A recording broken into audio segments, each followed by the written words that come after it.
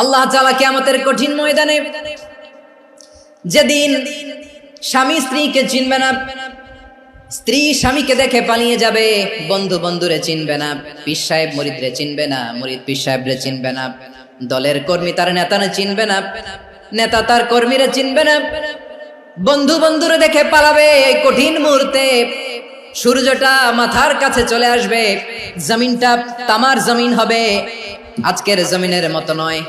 মানুষ ঘর্মাক্ত, ক্লান্ত, শ্রান্ত মাথার মগজগুলো কানের ছিদ্র আর নাকের ছিদ্র দিয়ে বেয়ে বেয়ে পড়বে।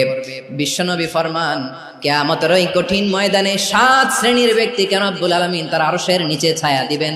তার মধ্যে প্রথম শ্রেণীর ব্যক্তি হলো ইমামুন আদিল, যে ইনসাফের সাথে বিচার করে, যে জাস্টিস সমাজে সার্ভ করে, যে সুশাসন নিশ্চিত করে, ওই ইমামুন আদিল। আদিল শব্দটা বুঝছেন না? ইন্নাল্লাহা ইয়া'মুরু বিল আদল, পাইছেন? আদিল। 7 শ্রেণীর ব্যক্তিকে আল্লাহ তাআলা সুশীতল আরশের নিচে ছায়া দিবেন, যেদিন তার দেয়া ছায়া ছাড়া কোনো ছায়া থাকবে না। এর প্রথম হচ্ছে ইমামুন আদিল, ন্যায়পরায়ণ শাসক। চিল্লায় বলেন সুবহানাল্লাহ। আবার বিশ্বনবী বললেন, ইন্নাল মুকসিতিনা ইনদাল্লাহি আলা মানাবিরা মিন নূর আন ইয়ামিনির রহমান। কিয়ামতের দিন যারা ন্যায় পরায়ণ হিসেবে আল্লাহর সামনে দাঁড়াবে, কিয়ামতের দিন রব্বুল আলামিন তার আরশের ডান দিকে ওই ন্যায় পরায়ণ লোকদের জন্য আরশের ডান দিকে একটা নূরের মিম্বারে তাদেরকে বসার সুযোগ করে দিবে। আল্লাহর আরশের ডান দিকে ন্যায় পরায়ণ লোকদের জন্য আল্লাহ তাআলা নূরের মিম্বার বানাবে। 4টে কেন কথা মনে করেছেন? আল আদাল, জাস্টিস। ইন্নাল্লাহা ইয়া'মুরু বিল আদল। আল্লাহ তাআলা এই আদালতের নির্দেশনা দেন, সুবিচার, সুশাসন। প্রিয় ভাইরা, এটা আমরা বাংলাদেশে চাই কি চাই না? এই যে অরাজকতা, এই যে অন্যায়, এই যে জুলুম, এই যে ইনকনসিস্টেন্সি সমাজের অসঙ্গতির প্রধান কারণ জাস্টিস নাই, সুবিচার নাই, সুশাসন নাই। শেষবারের মতো আওয়াজ করে বলেন তো, আমরা বাংলাদেশে আদল চাই কি চাই না? তাহলে প্রথম নির্দেশনা শেষ, আল্লাহ তাআলা তোমাদেরকে আদলের আদেশ দেন। এরপর আল্লাহ বললেন, আমি তোমাদেরকে ইহসানের আদেশ দেই। ইন্নাল্লাহা ইয়া'মুরু বিল আদলি ওয়াল ইহসান। আমি তোমাদেরকে যেমনি আদলের নির্দেশনা দেই, তেমনি ভাবে তোমাদেরকে ইহসানের নির্দেশনা দেই। ইহসান, আওয়াজ করে সবাই বলেন তো, ইহসান। ইহসান মানে কারো প্রতি সফট হার্টেড হওয়া, মহানুভব হওয়া, অনুগ্রহ পরায়ণ হওয়া, অনুগ্রহশীল হওয়া, একে অপরের প্রতি দয়াদ্র হওয়া। একে অপরের প্রতি দয়াদ্র, অনুগ্রহশীল হওয়া ছাড়া মানবিক সমাজ কশিনকালেও গঠন করা সম্ভব না। প্রিয় ভাইরা, সুন্দর আচরণ দিয়ে, ইহসান দিয়ে যা জয় করা যায়, নরম আচরণ দিয়ে যেটা অর্জন করা যায়, কঠোরতা দিয়ে সেটা পারা যায় না। বিষ্ণু ঈসা ইসলাম ইহসান দিয়ে, কোমল আচরণ দিয়ে, তার অনুগ্রহ দিয়ে তিনি অনেক কাফিরের হৃদয়কে জয় করে ফেলেছেন। সাইয়েদনা সুমামা ইবনে উসাল রাদিয়াল্লাহু তাআলা আনহুর কথা মনে পড়ে যায়। তিনি ছিলেন ইয়ামামার বাদশা। মদিনাতে বিশ্বনবীকে হত্যা করার নিয়তে এসেছিলেন, গোপনে গোপনে বিশ্বনবীকে হত্যা করে আবার ইয়ামামাতে তিনি ফিরে যাবেন। কিন্তু কি অবাক করা কাণ্ড, হত্যা করতে পারে নাই, সাহাবাদের হাতে তিনি ধরা পড়ে গেলেন। সাইয়েদনা সুমামা ইবনে উসাল রাদিয়াল্লাহু তাআলা আনহু হত্যার নিয়তে আসলেন, কিন্তু হত্যা করতে পারলেন না। সাহাবারা ওনাকে ধরে ফেললেন, ধরে মসজিদে নববীর পিলারের মধ্যে বেঁধে রাখলেন। সুমামা ইবনে উসাল, সিরাত থেকে শুনে, সিরাত থেকে শোনাচ্ছি, রাদিয়াল্লাহু তাআলা আনহু ইয়ামামার অধিপতি ছিলেন। বিশ্বনবীকে হত্যার জন্য আসছেন, ধরা পড়ে গেছেন, এখন মসজিদে নববীতে বেঁধে রাখছে, তার মানে বন্দী। এখন স্ট্যাটাস কি? বন্দী, ক্যাপটিভ। তো বিষ্ণু ঈসা ইসলাম সাহাবাদেরকে বললেন, তার খোঁজ খবর নিও, সুমামা ইবনে উসালের খোঁজ খবর নিও। সাহাবার বলেন, ইয়া রাসূলুল্লাহ, আপনাকে হত্যা করতে এসেছে, তার তো কঠিন ক্যাপিটাল পানিশমেন্ট হওয়া দরকার, কঠিন শাস্তি হওয়া দরকার। বিষ্ণু বললেন, না, আমি যেটা জানি তোমরা সেটা জানো না, তোমরা সুমামার সাথে ভালো আচরণ করো। বিশ্বনবী সুমামার কাছে গেলেন।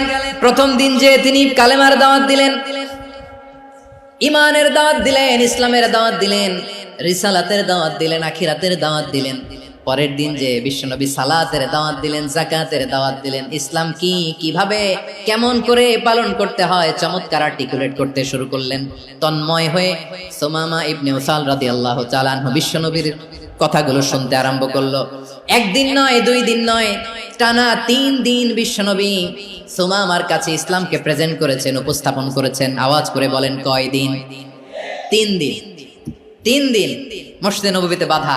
আর সাহাবীদেরকে বললেন তার খোঁজ খবর নিও, তোমরা যে রুটি বানাও এর মধ্যে সবচেয়ে ভালো আটার রুটিটা তারে দিও, সবচেয়ে রিফাইন্ড খেজুর যেটা পিওর খেজুর এটা তারে দিও। আর বিশ্বনবী নিজের উট থেকে দুধ দহন করে ওনার বাড়ির এক কর্মচারীকে বলেছেন দুধ দহন করে সুমামার জন্য নিয়ে যেও। সুবহানাল্লাহ পড়বেন না? সবাই তো অবাক, ইয়ামামা থেকে আসছে নবীকে হত্যা করতে, বিশ্বনবী দেখে তারে জামাই আদর করে।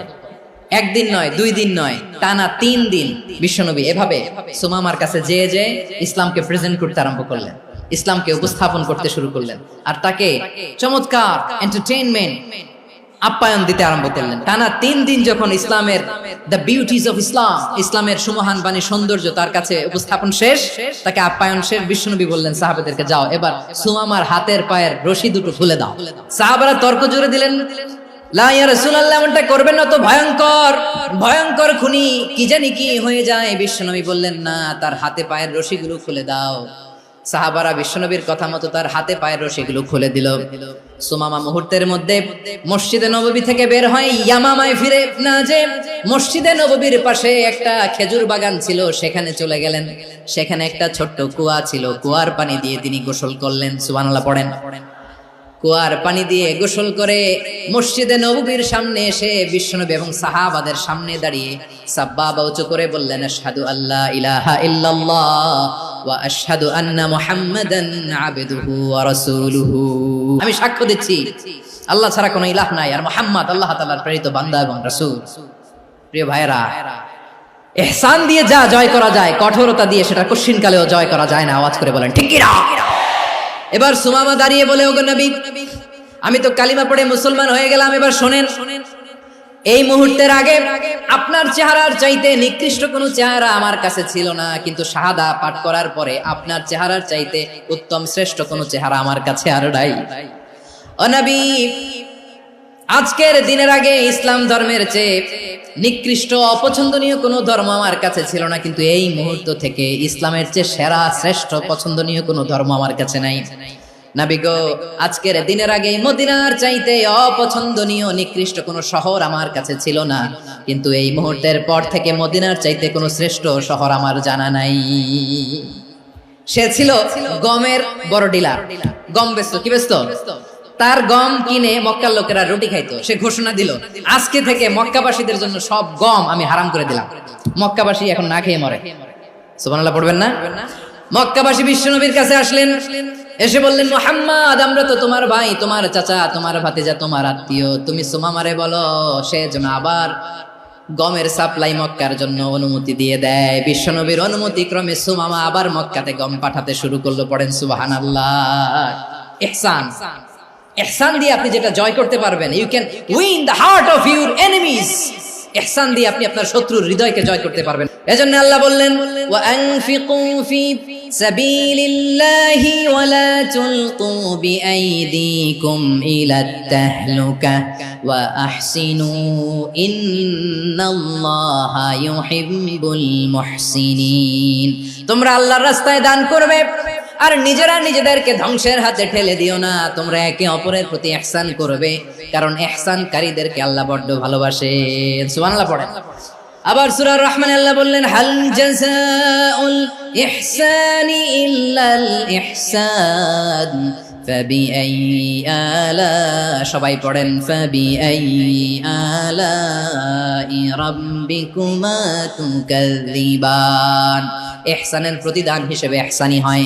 বিশ্বনবী সুমামার প্রতি যেমন ইহসান করেছেন, সুমামাও ঠিক তেমন ইহসান ফিরিয়ে দিয়েছে। ঠিক কিনা বলেন?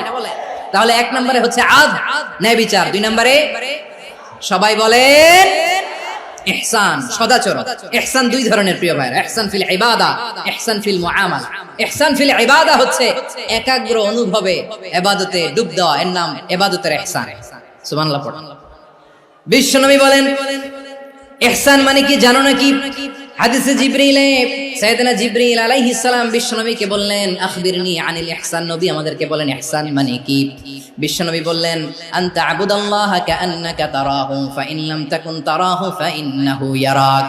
ইহসান মানে হলো এমন ভাবে তুমি আল্লাহর সামনে নিজেকে উজাড় করে ইবাদত করবে, তুমি ভাববে তুমি আল্লাহকে দেখতে পাচ্ছ, আর এটা যদি ভাবা তোমার জন্য কঠিন হয়ে যায়, অন্তত এতটুকু তুমি ভাববা যে আল্লাহ তোমাকে দেখতে পাচ্ছেন। ঠিক কিনা বলেন? ও আমার বীর চট্টলার ভাইয়েরা, কেউ যেটা দেখে না সেটা দেখে কে? এই বিশ্বাস হৃদয়ের মধ্যে আছে? নামাজে যখন দাঁড়ান এই ফিলিংসটা আনা যাবে? এসা পর্যন্ত যে আমরা হায়াত পাবো কোনো গ্যারান্টি আছে? সবাই আওয়াজ করে বলেন, গ্যারান্টি আছে? গ্যারান্টি নাই।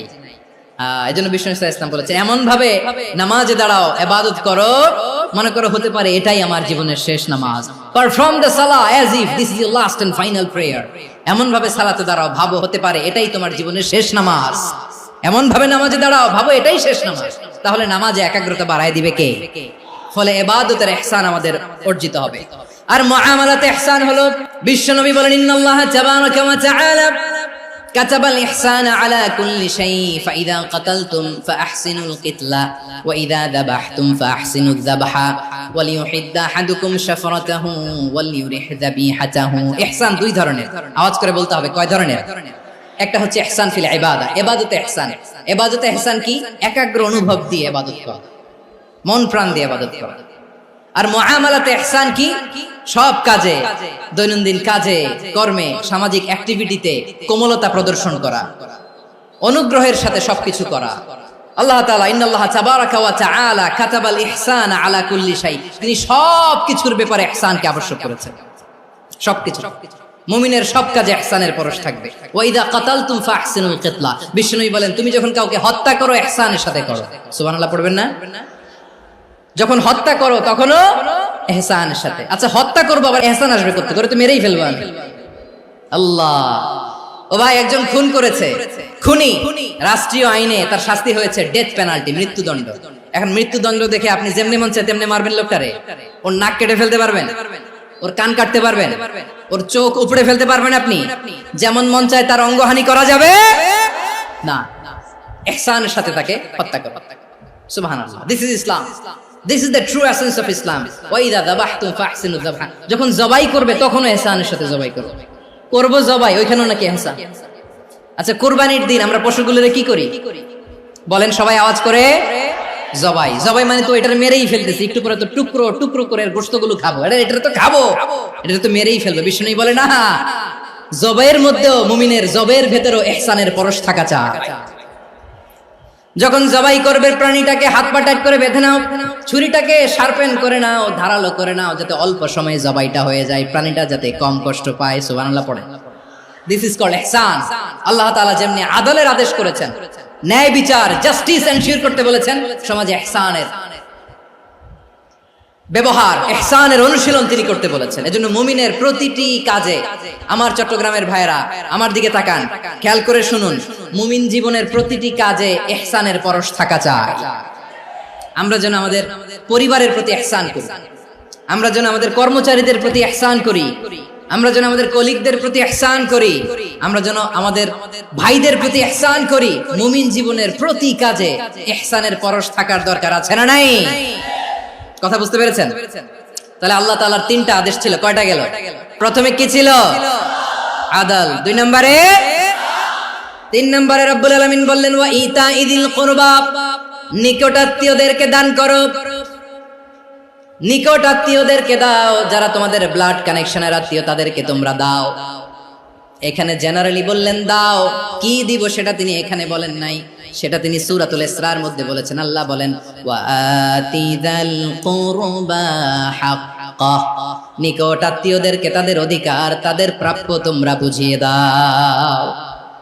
দেখেন, একটা শান্তির সমাজ, একটা সমৃদ্ধ সমাজ, একটা মানবিক সমাজ গঠনের জন্য আল্লাহ তাআলা বেশি না, মাত্র তিনটা অর্ডার, তিনটা ভার্ডিক্ট তিনি জারি করেছেন। এক নাম্বার সুশাসন, ন্যায় বিচার। দুই নাম্বার ইহসান। তিন নাম্বার নিকটাত্মীয়, যারা কাছের, তোমার ভেরি ক্লোজ রিলেশনশিপে আছে, তাদেরকে দাও। দাও, দিলে বাড়িয়ে দেয় কে? অনেকে দিতে চায় না, কৃপণতা করে। দিলে বাড়ায় দেয় কে? ও মিয়া, মদিনার মধ্যে সবচাইতে গরিব সাহাবী ছিল বেলাল রাদিয়াল্লাহু তাআলা আনহু।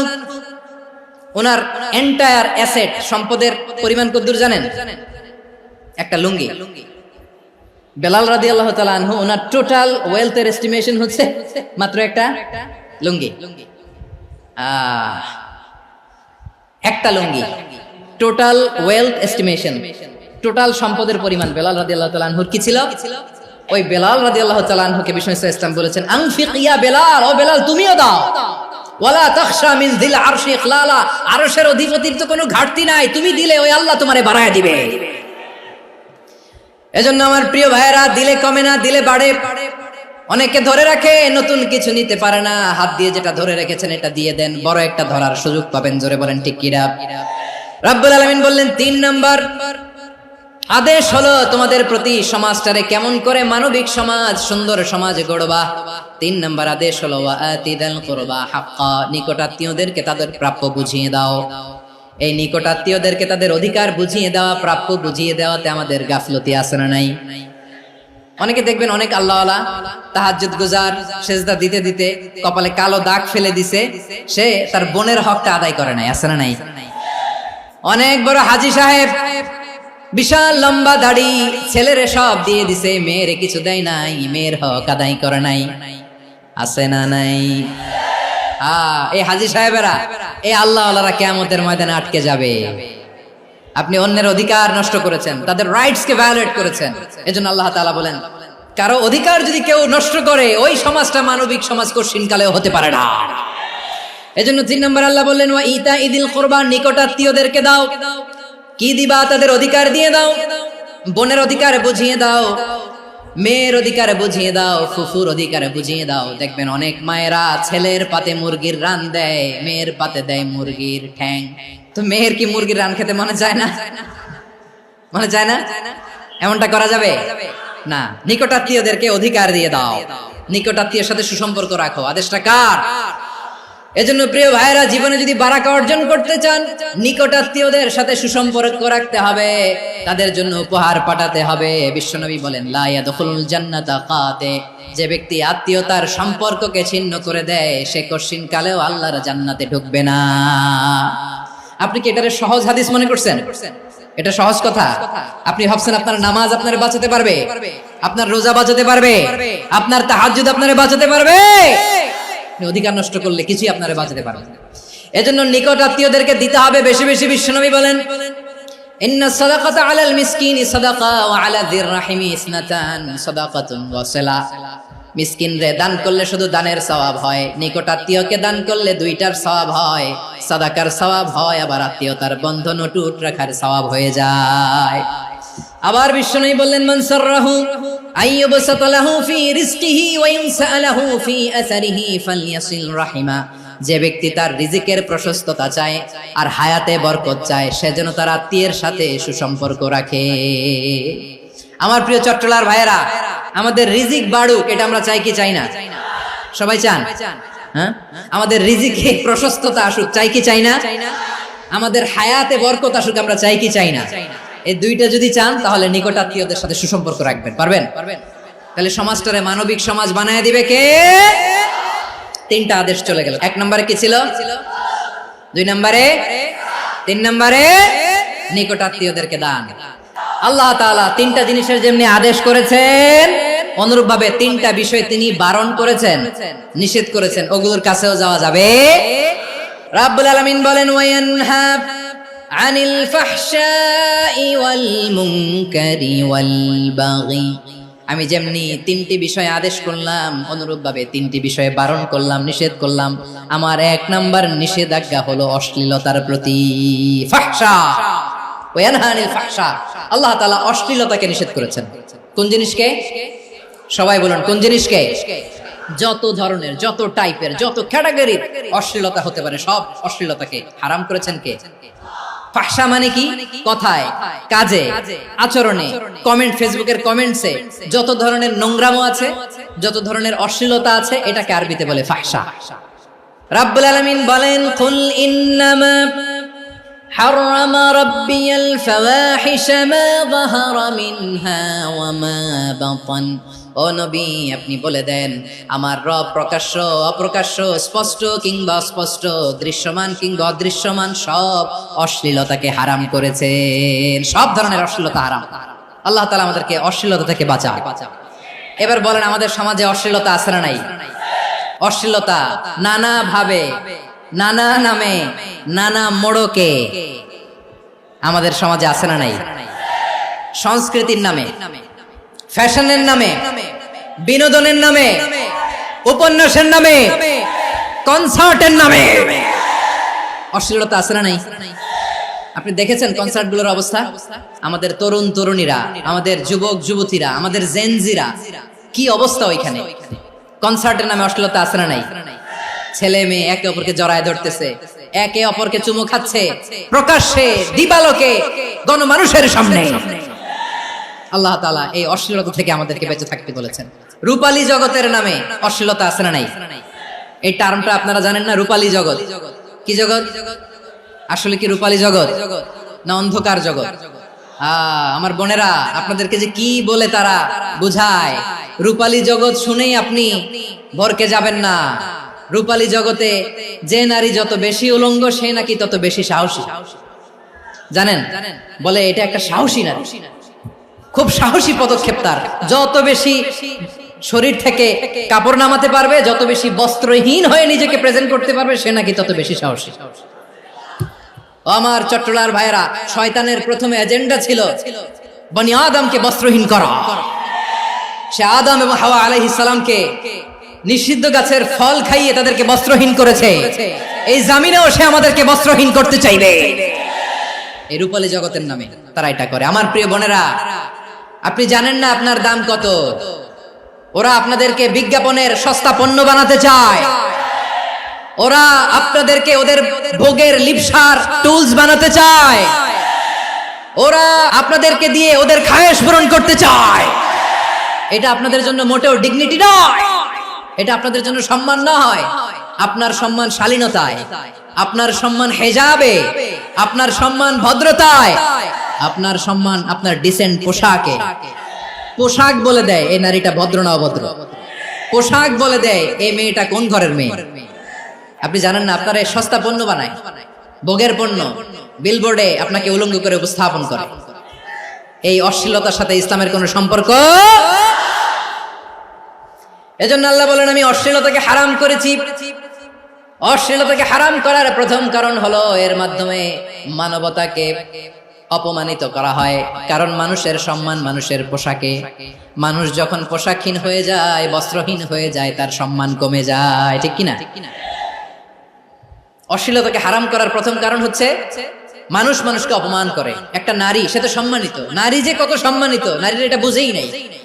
বিশ্বনবী বলেন, আদ-দুনিয়া কুল্লুহা মাতা ওয়া খায়রু মাতা'আদ দুনিয়া আল মারআতু সালিহা। আমার বোনেরা, 5টা প্যান্ডেলে আপনারা এলইডিতে আমার আলোচনা শুনছেন, আমি জানি। আপনাদের এই গর্ভ যে কত দামি আপনি জানেন না। আপনার পেট থেকেই আসবে আগামী দিনের সালাহুদ্দিন আল আইয়ুবী।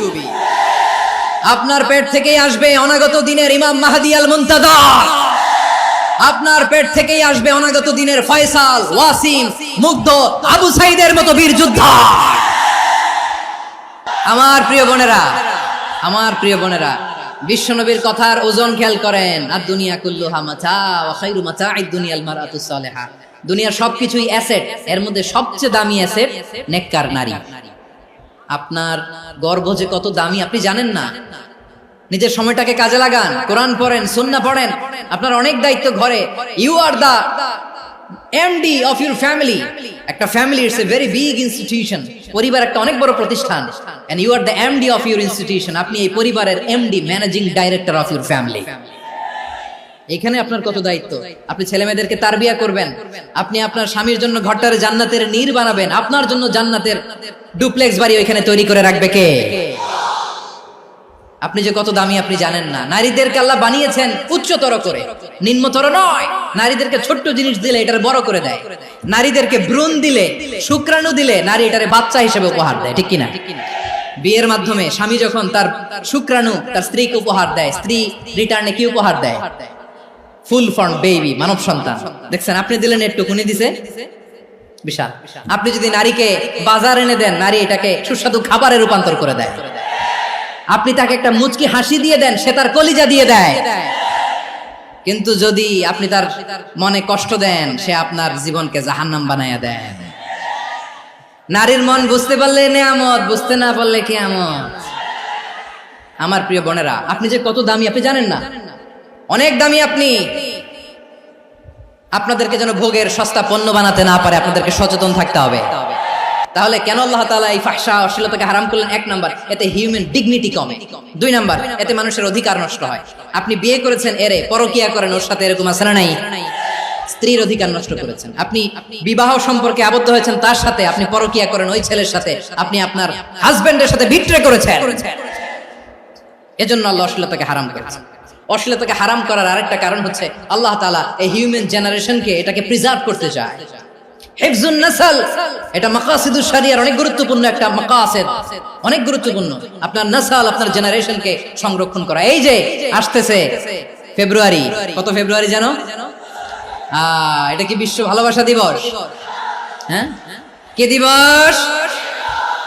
এই বিশ্ব ভালোবাসা দিবসের সাথে মুসলমানদের কোনো সম্পর্ক নাই। আমার প্রিয় ভাইরা, এই যে আপনি অবৈধ সম্পর্কে জড়ালেন, কেন আল্লাহ অশ্লীলতাকে হারাম করেছে দেখেন। বলতেছিলাম যে এটা আপনার নাসল, আপনার জেনারেশন, আপনার লিনিয়েজ, আপনার বংশকে প্রিজার্ভ করা। কে কার বাবা, কে কার মা, বাবা মা জানা, প্রজন্মকে প্রিজার্ভ করা, এটা ইসলাম ওয়াজিব করে দিয়েছে।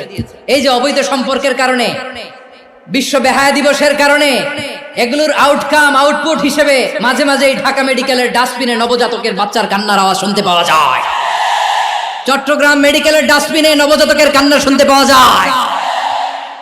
বীর চট্টলার মুসলমানেরা বুঝতে পারলে আওয়াজ করে বলেন, এই যে চট্টগ্রাম মেডিকেলে যে নবজাতকটা পাওয়া গেল, ওর বাবাকে আমাকে বলেন, ওর মাকে, ও কোন ফ্যামিলির সন্তান কেউ জানে? আপনি হিউম্যান ডিগনিটিকে অপমান করেছেন না? আপনি তার ভবিষ্যৎকে অন্ধকার করেছেন না? আপনি তার লিনিয়েজকে প্রশ্নবিদ্ধ করে দিয়েছেন না? এই জন্য আল্লাহ তাআলা অশ্লীলতাকে আমাদের জন্য হারাম করে দিয়েছেন। পড়েন সুবহানাল্লাহ। এই জন্য রাব্বুল আলামিন বলেন, কুল ইন্নামা حرم ربي الفواحش ما ظهر منها وما بطن। প্রকাশ্য প্রকাশ্য সব অশ্লীলতাকে হারাম ঘোষণা করে দিয়েছে কে? আবার দুনিয়ার বুকে যারা অশ্লীলতার প্রসার করে তাদের জন্য শাস্তি মজুদ রেখেছে কে?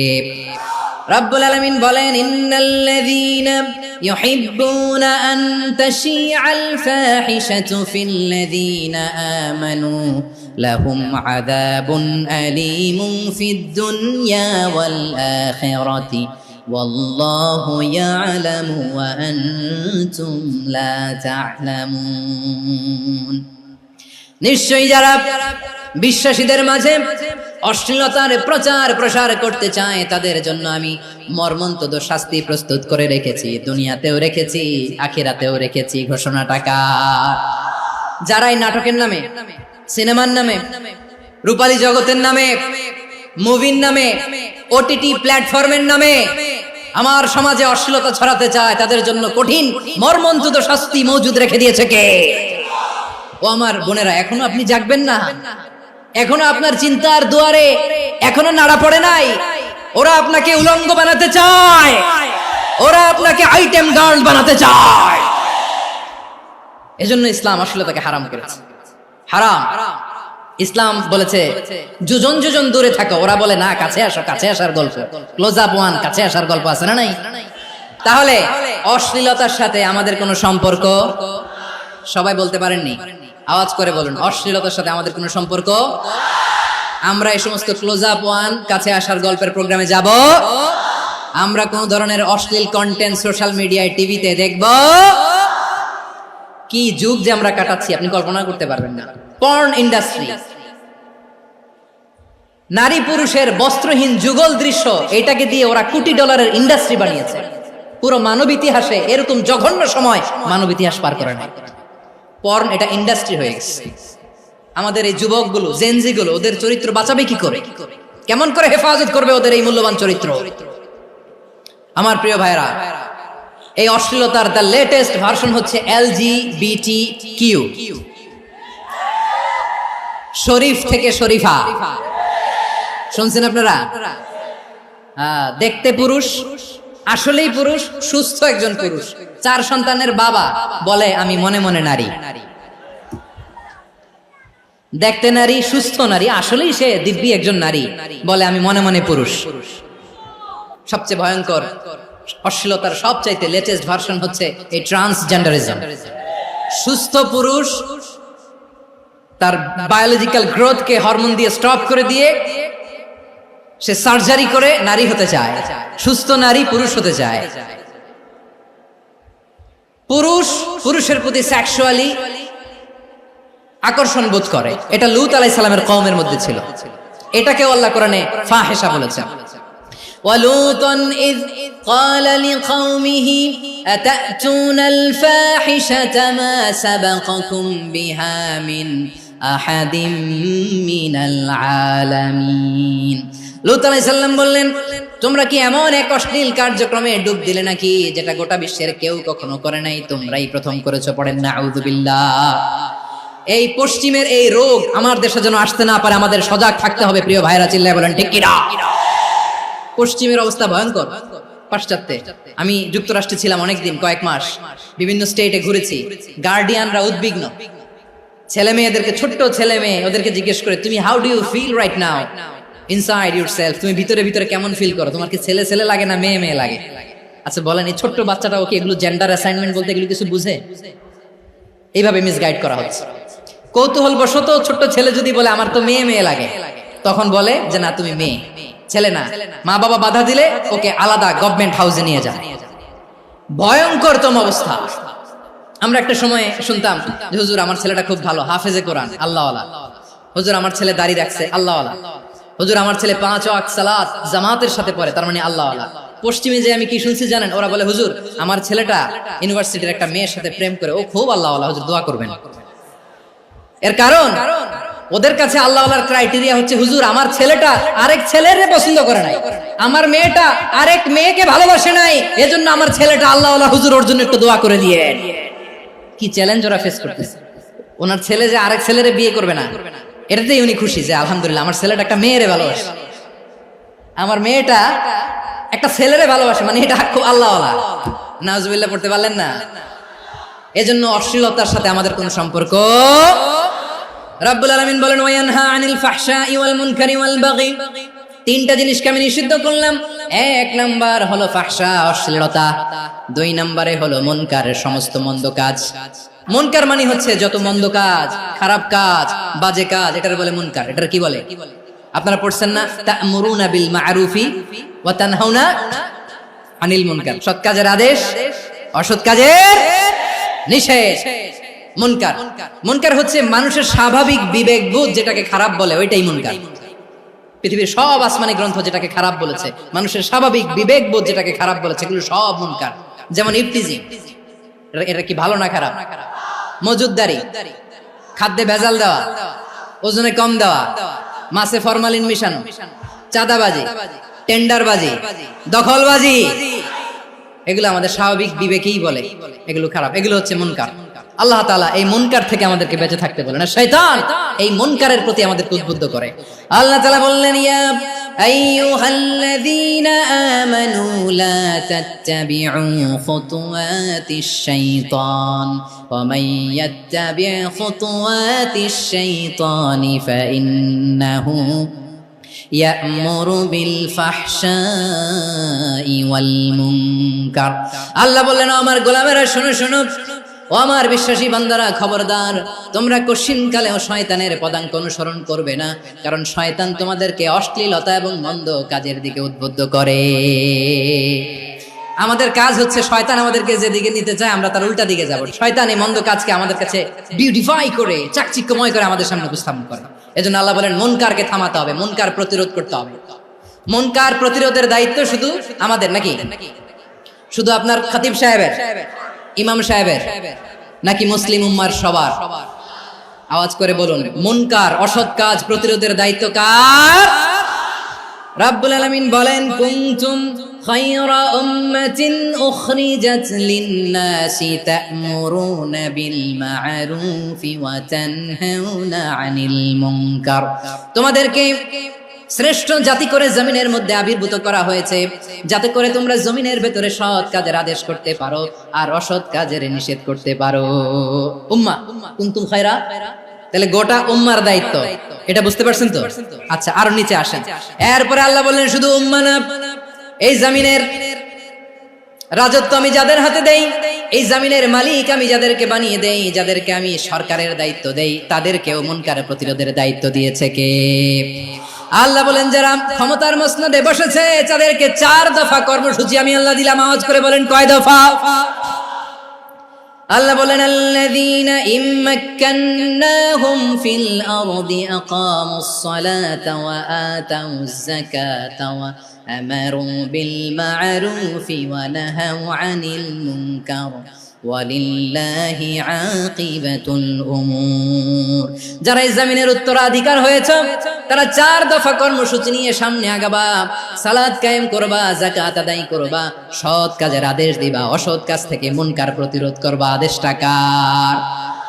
আমার প্রিয় চট্টলার ভাইরা, পুরো উম্মার দায়িত্ব মুনকার প্রতিরোধ করা, সরকার প্রধানের দায়িত্ব মুনকার প্রতিরোধ করা। এরপর আল্লাহ বলেন প্রতিটা ফ্যামিলির যিনি প্রধান সিইও বাবা, প্রত্যেক বাবারও দায়িত্ব এই মুনকার প্রতিরোধ করা। আওয়াজ করে বলেন ঠিক কিনা?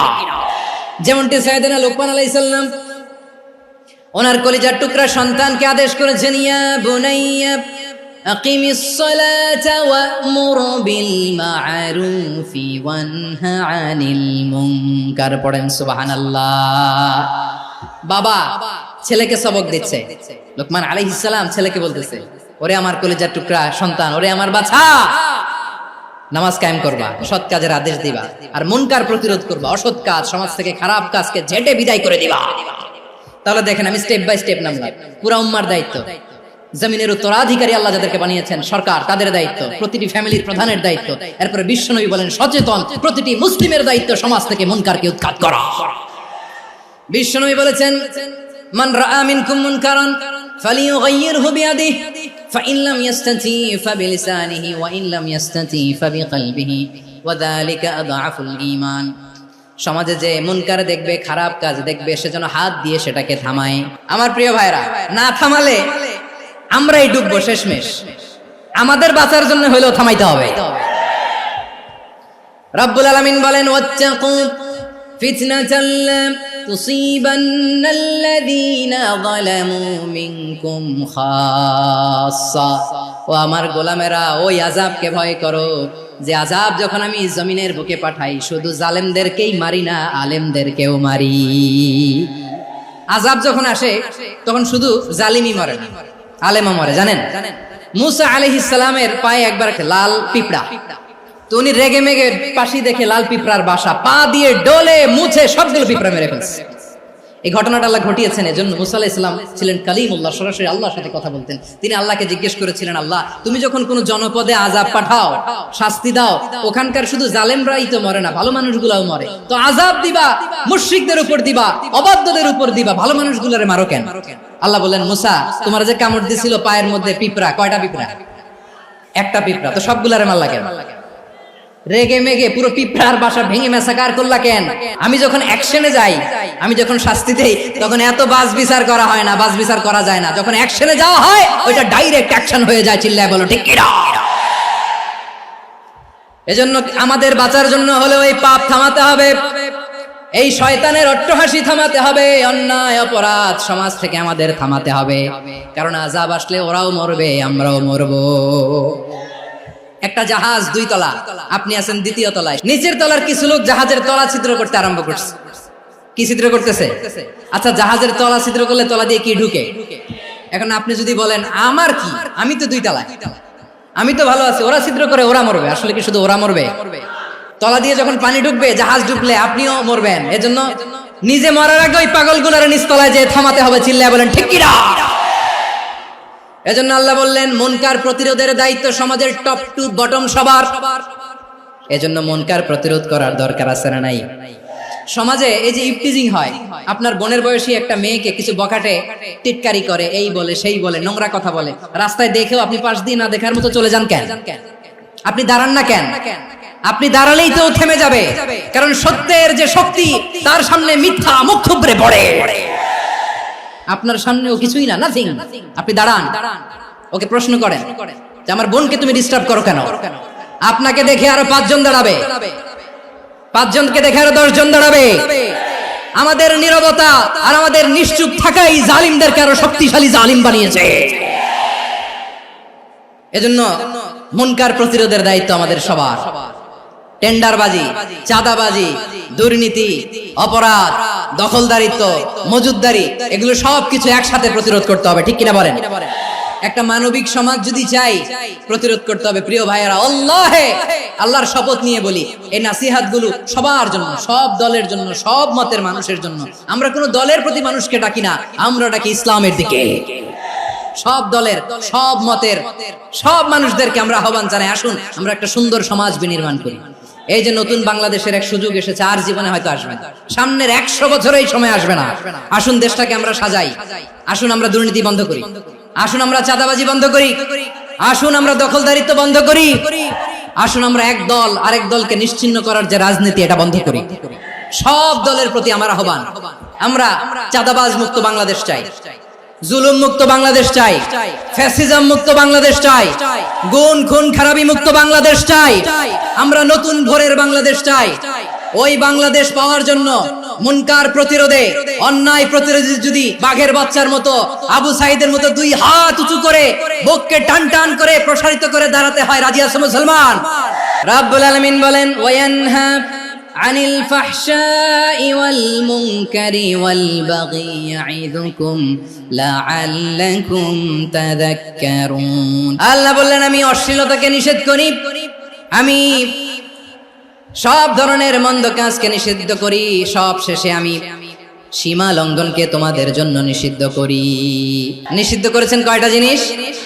1 নম্বরে অশ্লীলতা, 2 নম্বরে মুনকার তথা সব মন্দ কাজ, 3 নম্বরে আল বাগি, সীমা লঙ্ঘন, ক্রসিং দ্য লিমিট। সীমা লঙ্ঘন করা ভালো না। We all should know our limits. চিল্লায় বলেন ঠিক কিনা? একই আয়াতে আল্লাহ বললেন, কুল ইন্নামা হারামা রাব্বিয়াল ফাওয়াহিশা মা যাহারা মিনহা ওয়া মা বাতানা ওয়াল ইসমা ওয়াল বাগিয়া বিগাইরিল হক। অন্যায় ভাবে যে অবাধ্য হয়, যে সীমা লঙ্ঘন করে, তাদেরকেও আমি এটা হারাম করে দিলাম। সীমা লঙ্ঘন করা হারাম। আল্লাহ বারবার বারবার আমাদেরকে ওয়ার্নিং দেয়। যখন আমরা থামি না, তখন আল্লাহ ধরে, আর যখন ধরে তখন ছাড়ে না। ধরে ধরে ধরে না, ধরলে আল্লাহ। ফেরাউনকে কিন্তু হুট করে ধরে নাই, আপনারা জানেন, 9 বার ওয়ার্নিং দিয়েছে। ফেরাউনকে আল্লাহ তাআলা ওয়ার্নিং দিয়েছিল কয়বার? রাব্বুল আলামিন বলেন, ওয়ালাকাদ আতাইনা মূসা 9 আয়াতিন বাইয়িনাত। 9টা মুআজিজা দেখিয়েছি, 1 2 3, বারবার এইভাবে রিমাইন্ডার, ওইভাবে রিমাইন্ডার, এইভাবে নসিহত, ওইভাবে দাওয়া। ফাকুলা লাহু কাওলান লাইয়িনা, নরম করে বলো, সফট করে বলো, যত ওয়ে হতে পারে দাওয়া মেথডোলজি। মুসা আলাইহিস সালামের সব অ্যাপ্লাই শেষ, 10ম বারে যে আল্লাহ ধরছে। 10ম বারে যে ধরেছে। এজন্য আল্লাহ বলেন, আমি সীমা লঙ্ঘনকে পছন্দ করি না। কোরআনের অন্য আয়াতে বাগীকে বলা হয়েছে আল ইতিদা, সীমা লঙ্ঘন যারা করে তাদেরকে আল্লাহ বলেছেন মুতাদিন। ওয়াকাতিলু ফি সাবিলিল্লাহিল্লাযীনা ইউকাতিলুনাকুম ওয়া লা তা'তাদু ইন্নাল্লাহা লা ইউহিব্বুল মুতাদিন। আমি সীমা লঙ্ঘনকারীদেরকে কোশ্চিনকালেও পছন্দ করি না। আমরা যেন সীমা লঙ্ঘন না করি, রাজি আছেন তো? যে কোনো ক্ষেত্রে ইবাদতে যেন সীমা লঙ্ঘন না করি। অনেকে আমরা ইবাদতে সীমা লঙ্ঘন করে ফেলি। বিশ্বনবী সাল্লাল্লাহু আলাইহি ওয়াসাল্লাম যেটা শিখিয়েছেন, এর বাইরে যে অতিরিক্ত বুজুর্গ হতে চায়, এরকম আছে না নাই? কোন ক্ষেত্রে সীমা লঙ্ঘন করা যাবে, এমনকি যুদ্ধ ক্ষেত্রেও না। বিশ্বনবী সাল্লাল্লাহু আলাইহি ওয়াসাল্লাম বলেন, খবরদার যুদ্ধ ক্ষেত্রেও সীমা লঙ্ঘন করো না। কি সুন্দর ইসলাম আমরা পেয়েছি। বিশ্বনবী বলেন, খবরদার যুদ্ধের ময়দানে কোনো নারীর গায়ে হাত তোলো না, কোনো শিশুর গায়ে হাত তোলো না, কোনো গবাদি পশু হত্যা করো না, কোনো শস্য ক্ষেত্র ধ্বংস করো না, ইবাদতরত অন্য ধর্মের কোনো সন্ন্যাসীর গায়ে হাত তোলো না। বলেন সুবহানাল্লাহ। তাহলে আমরা সীমা লঙ্ঘন করতে পারবো? প্রিয় ভাইরা, একটা সুখী, সমৃদ্ধ, শান্তির সমাজ, মানবিক সমাজ যদি আমরা গঠন করতে চাই, আমাদের আল্লাহর দেয়া কয়টা আদেশ মানতে হবে বলেন দেখি? আর বেঁচে থাকতে হবে কয়টা জিনিস থেকে? আল্লাহর আদেশ কি? 1 নাম্বার আদাল, ন্যায়পরায়ণতা। আমরা সুবিচার, সুশাসন, ন্যায় বিচার চাই কি চাই না? 2 নম্বরে কি ছিল? মাশাআল্লাহ, আমরা যেন সবার প্রতি দয়া পরবশ হই, ইহসান করি। 3 নম্বরে কি ছিল? নিকটাত্মীয়দের দান করা, তাদের অধিকার প্রাপ্য বুঝিয়ে দেওয়া। পাশাপাশি 3টা জিনিস থেকে আল্লাহ বারণ করেছেন, নিষেধ করেছেন। তার প্রথমটা ফাহশা, অশ্লীলতা। অশ্লীলতার সাথে আমাদের কোনো সম্পর্ক। 2 নম্বর নিষেধাজ্ঞা কি ছিল? আল মুনকার, সমাজের যত মন্দ কাজ, এগুলোকে আমরা প্রতিরোধ করব। রাজি আছেন তো সবাই? 3 নম্বরে আল বাগী, সীমালঙ্ঘন। কোন মুসলিম সীমালঙ্ঘন করে না। রাব্বুল আলামিন শেষে বললেন, ইয়াইদুকুম লাআল্লাকুম তাযাক্কারুন। আল্লাহ তোমাদেরকে উপদেশ দেন যাতে তোমরা শিক্ষা গ্রহণ করো। আমরা উপদেশ দেব, আমরা জোর করে কাউরে কিছু মানাতে চাই না। লা ইকরাহা ফিদ্দিন ওয়াযাক্কির ফাইন্না যিকরা তানফাউল মুমিনিন। উপদেশ দিলে এটা মুমিনদের কাজে দেয়। লাস্তা আলাইহিম বিমুসাইতির ইন্নামা আনতা মুযাক্কির। নবী হে, আপনি রিমাইন্ডার দাতা, আপনি উপদেশ দিবেন। আমরাও বিশ্বনবীর এই হাদিসগুলো থেকে, কোরআনের আয়াত থেকে রিমাইন্ডার, এই কথামালা বাণী বাহক হিসেবে এই বাণীগুলো আপনাদের সাথে কাছে পৌঁছে দিলাম। আমরা আল্লাহ তাআলার কাছে প্রার্থনা করি, আল্লাহ আমরা যেন আদল দিয়ে আমাদের সমাজকে গঠন করতে পারি। আল্লাহ আমরা যেন ইহসান করতে পারি, আমরা যেন নিকটাত্মীয়দের দান করতে পারি। আল্লাহ যত ধরনের অশ্লীলতা, অনাচার, মন্দ কাজ, সীমালঙ্ঘন, অবাধ্যতা থেকে যেন আমরা বেঁচে থাকতে পারি। আল্লাহ তাআলা আমাদের সবাইকে কথাগুলো বোঝার ও আমল করার